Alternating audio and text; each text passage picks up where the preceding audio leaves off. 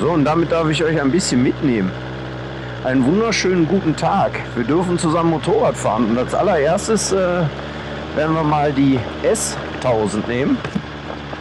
Ein Modell, was vom Prinzip her unfassbar viel Spaß macht auf der Straße. Gerade auf der Landstraße. Weil es gefühlt mit gut 160 PS mehr als ausreichend ist, was man hier zur Verfügung hat. Und gleichzeitig aber eben sportlich entspannt sitzt und ja, Touren fahren möchte.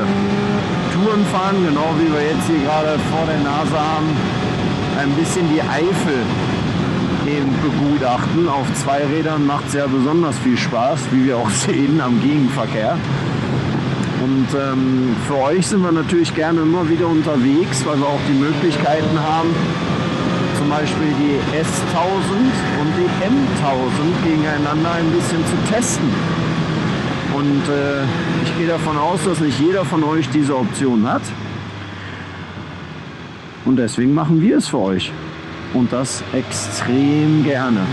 Im direkten Vergleich S1000, M1000, schön auf der Landstraße, ein bisschen sportlich bewegen, aber natürlich übertreiben tun wir nicht. Und fühlen mal herein ins Motorrad.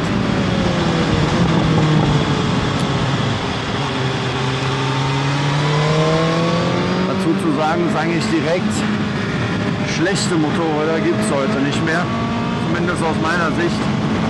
Denn alles, was man heutzutage zur Verfügung hat, ist schon extrem beeindruckend.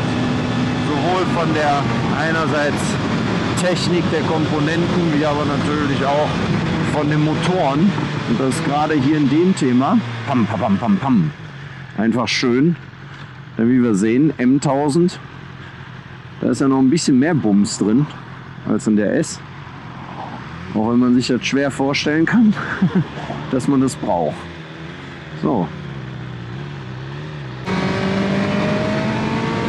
So, was man direkt merkt bei der S1000, die ich gerade unter meinem Köpfchen habe, das fährt sehr, sehr neutral. Also man hat kaum irgendwie Druck auf den Händen, man kann permanent die Linie ändern. Man kann so ein bisschen mit dem Motorrad spielen und gleichzeitig aber auch wirklich sensationell die Räder unter einem fühlen. Und das nennt man dann eben gesund Feedback. Und genau dieses Feedback, da leben wir von. Ist das herrlich. Macht einfach Spaß, Motorräder durch die Natur zu bewegen und dieses Element so zu spüren. Einfach mit zwei Rädern durch die Weltgeschichte zu fahren, bringt irgendwie mehr Gefühl. So, und auch wenn wir jetzt hier zu einer etwas flotteren Passage kommen, macht schon einen sehr ausgewogenen Eindruck. Und vor allen Dingen auch, wie ich gerade schon sagte, das Gefühl zu den Rädern ist absolut in jedem Fahrdynamikmodus beziehungsweise in jeder Fahrdynamik, die so entsteht, auch gut zu spüren. Fühlt sich klasse an. Also S1000 kriegt von mir auf jeden Fall schon mal ein dickes Plus. Auch der Motor, Getriebe sehr, sehr weich zu schalten, sehr unaufgeregt einfach. Im Sinne von unauffällig. Also man schaltet durchs Getriebe durch und man hat nicht wirklich den Eindruck, dass gewisse Bauteile da nicht ineinander laufen, sondern ja, Harmonie pur.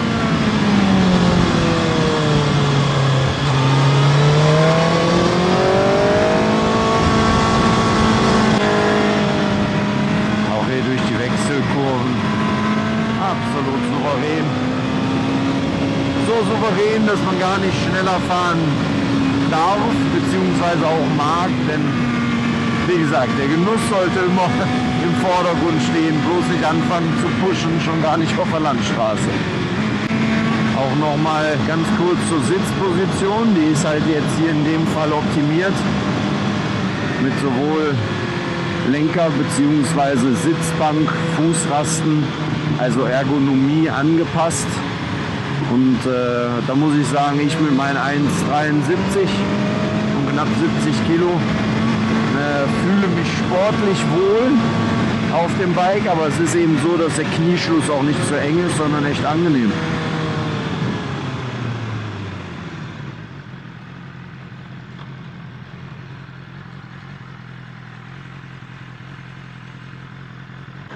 So, Dalle, und damit fahren wir dann mal ein bisschen M1000R.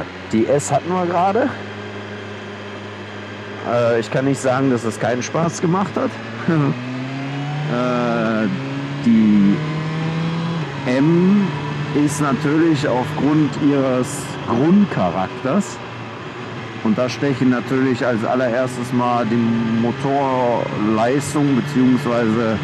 der generelle Aufbau und die Idee hinter dieser M auch heraus, weil die Leistung natürlich mit 210 PS gegenüber der normalen, ich sage jetzt normalen, der S-Version,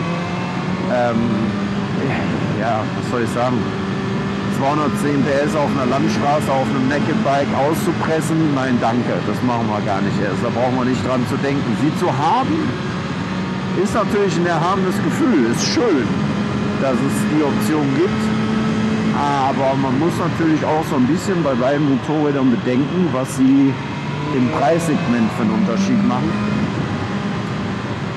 Not so easy, da die eine richtige Entscheidung zu treffen oder überhaupt eine Entscheidung treffen zu müssen, denn ihr werdet es wissen, der Unterschied der beiden Motorräder, und das ist, können wir vielleicht auch gerade mal kurz einblenden im Video, ist schon enorm.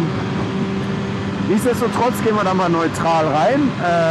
Bei der M kann man auch den Race Pro Modus dann nochmal reinschalten beziehungsweise den auch nochmal optimieren, also für sich abstimmen. Das habe ich jetzt mal so gemacht, so wie ich mir das vorstelle. Und man merkt schon auf den ersten Metern, dass das Motorrad über die Vorderhand ganz anders zu fahren ist. Also diese Neutralität, die ich da gerade angesprochen habe bei dem Motorrad, ist bei der M nicht ganz so gegeben. Da hat man irgendwie eher den Eindruck, wie der Winglet auch geformt ist, dass sich das Motorrad Richtung Boden schrauben will und so in dem Charakter eigentlich gefühlt immer so nach vorne reinfährt. Was ich gar nicht so mag, weil das somit nicht so neutral ist, wie ich mir das wünschen würde. Ist aber natürlich irgendwie dann auch wieder vom Charakter klar. Ich würde es nur ein bisschen neutralisieren, weil man dadurch auch viele der Kanten, die so im Asphalt sind, unheimlich hart spürt an der Vorderhand, und das Heck, das fährt dann so leicht mit, und das ist halt so vom Grundgefühl hier speziell über solche Kanten, dann macht alles vorne relativ hart, gibt einem hart eine Information, aber es ist nicht so dieses weiche Feedback, ehrlich gesagt, was ich mir vorstelle, und dann trotzdem eben in der Situation dessen, dass man sagt, es ist straff, aber spricht weich an. Jetzt aktuell habe ich hier so ein bisschen den Eindruck, dass es zwar sehr, sehr straff ist, aber eben halt auch nicht besonders weich anspricht. Handling ist natürlich bei so einem Naked Bike mit dem Lenker und der Sitzposition nie verkehrt. Das ist einfach agil und ich würde mal sagen spritzig, weil man will da mehr machen, als man eigentlich kann. So, und der Sebastian Klettke, mein lieber Freund, der probiert natürlich jetzt gerade im Pendant dann auch dazu wieder aus, wie sich die S so anfühlt.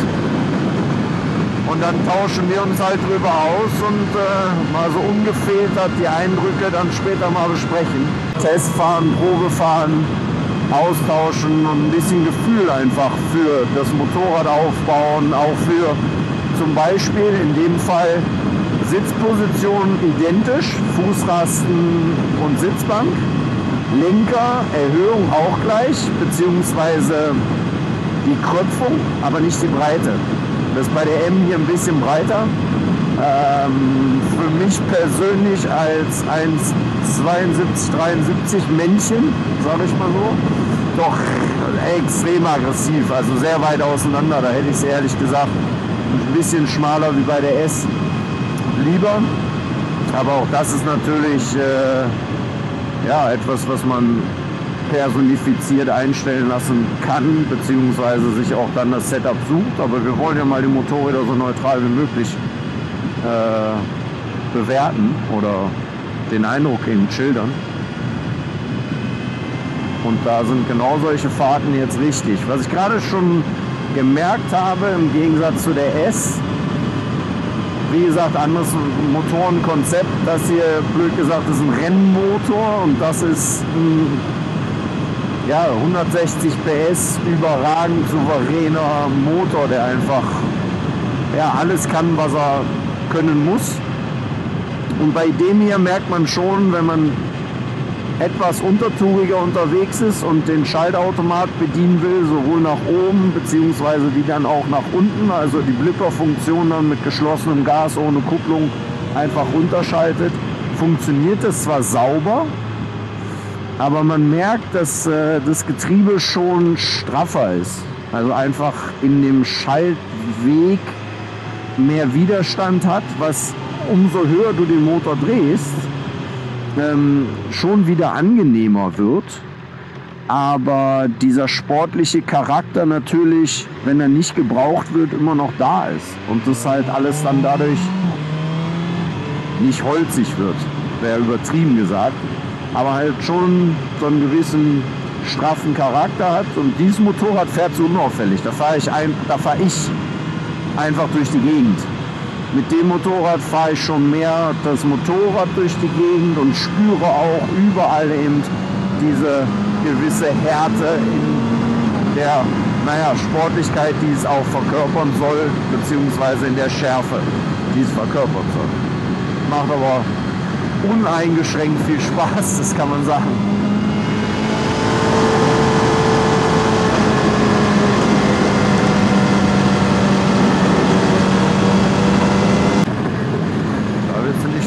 Mit dem Fahrwerk.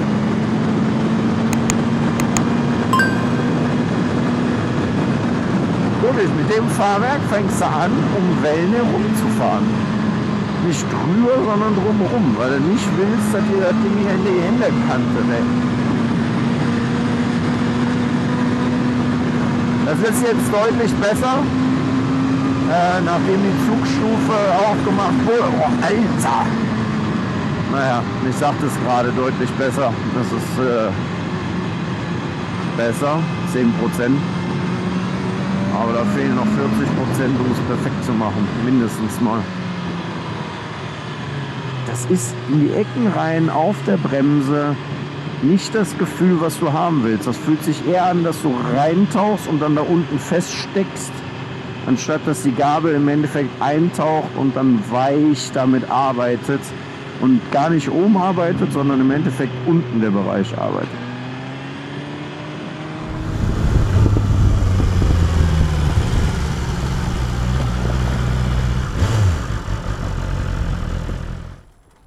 Kuckuck. Und klar, es ist der Sportler, das homogenere Motorenkonzept, um es mal so auszudrücken, für den alltäglichen Landstraßenbedarf sehe ich auch